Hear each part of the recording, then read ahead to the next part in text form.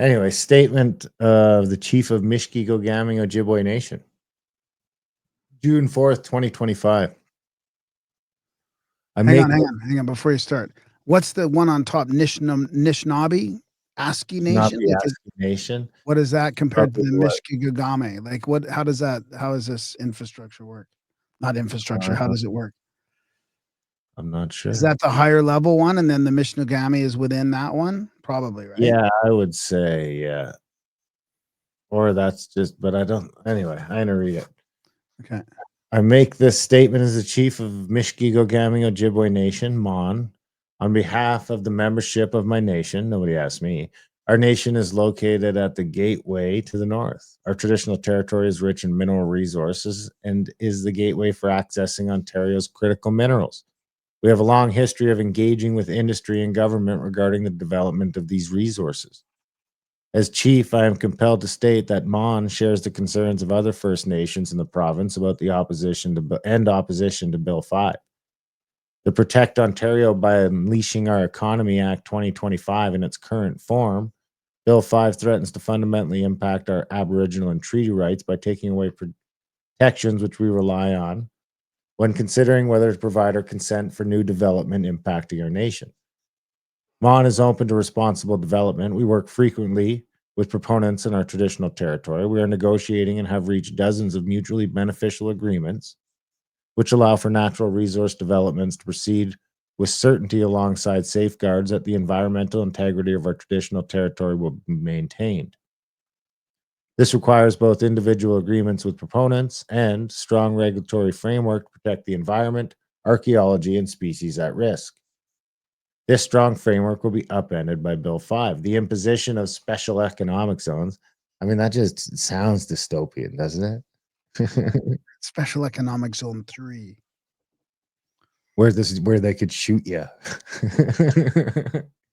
And the proposed changes to the Ontario Heritage Act and the changes to the Endangered Species Act threaten to reduce consultation, which is already not happening, while also giving a green light to developers to destroy sites which are important to our culture and the species with whom we have a strong reciprocal relationship. I want to be very clear, absent legislative protection, we will defend our land. Bill 5, some Oka shit. I could get into that. I'll go home for that. Bill 5 will not make resource projects move faster. It will create adversarial relationships between First Nations, proponents, and the Crown. If Ontario is interested in speeding up development, introducing regulatory confusion, and inviting litigation based on the protection of our rights is the wrong way to go. Bill 5 fosters an environment conducive to conflict.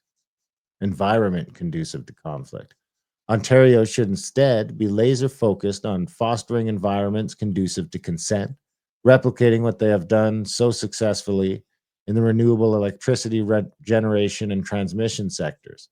Indeed, we have seen both renewables and electricity transmission development that creating regulatory environments conducive to consent, this says AI all over it, is the fastest path forward to seeing new projects proceed. The Yagnakayap Transmission Project, a project with deep respect for First Nation protocols and environmental integrity, runs directly through our territory adjacent to our reserve. Mishkeegogamang is a proud partner. It is these opportunities that are before Ontario now, and they must not be squandered. But Bill 5 and the type of development it seeks to foster will only lead to adversarial engagement, lengthy court challenges, and a stagnant investment climate. This is not what Ontario needs right now. Ron wishes to encourage responsible development. We are also willing to take any necessary steps to protect our lands and our constitutionally protected rights. It is us and the lands and natural resources in our traditional territory who will ultimately bear the brunt of irresponsible and uncontrolled development. We agree with the Chiefs of Ontario that Bill 5 must be repealed, and Ontario must consult with First Nations, including Mishkeegogamang, before proposing replacement legislation. Chief Merle Loon. So what's your thought of that then? Like, what's your sort of? I haven't read the bill, to be honest. It's I'm in Alberta. It's in Ontario, so I don't even really weigh in too much on band issues because I don't feel like I really have a place. I don't have a connection to my band. I don't. Tribe, your Yeah, tribe. so it's a band in Canada, but So, so I just stay out of the local politics, except for so I could send them my open letter. but what's your sense of like is it to me what came to mind was that this is going to stall any kind of progress and it might be on purpose. I'm not blaming the bands or anything like that, but like this is sort of it sounds like it's not going to help things moving forward. It's just this is more of the same. It's the same old problem that we're gonna keep having until we figure out the Indian Act. We gotta figure it out. We gotta negotiate an end to that. Whatever that, there's gonna be, I don't know whether it's land or money or whatever. I don't know. But if we just keep ignoring it, then these are the sorts of problems it's just giant gray areas now that end up in courts of law. And like he's saying, take fucking decades to figure out because it's time to get some clear lines. This is your territory. Here's the border.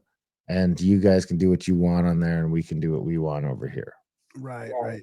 You can drill baby drill on your land because it's there. Yeah, I guess the concern is that because I mean we are talking about the fucking Wild West in a lot of ways. You know what I mean? There is a concern that when you get out there it could get a little wild. What do you In mean? Alberta, they take pretty good care when they're putting in roads and doing stuff like that. The resource sector in Alberta does a great job of coming in, doing what they got to do, leaving and not trashing the place. And a lot of people probably disagree with me on that, but I mean, where I'm hunting and where I'm outside, where they've been, it's usually not that bad. I'm sure there's examples where it didn't turn out like that, but for the most part, they run a pretty clean operation. I would even extend that out to when I'm out in the mountains going down the logging roads and stuff like that.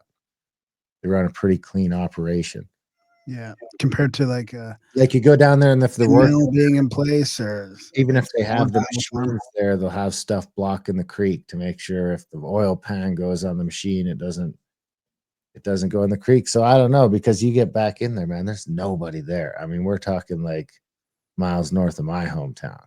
Right, right. You could literally just do whatever you want, and nobody's really gonna notice for a little while. Plus, where there's a history of those reserves getting fucking flooded out because of dams and stuff like that. So it's an adversarial relationship already. It's just time to draw some lines. I And agree. Yeah, I agree. 100%. Especially now with everything going on in the world. I mean, these because there lines is should have been drawn a long time ago, so we could have been, extracting resources in a fairly safe and healthy way, and yeah, we and that way can, Indians can decide if you want to go. If not, well, these your neighbors do. So we're gonna go over there now. See you later.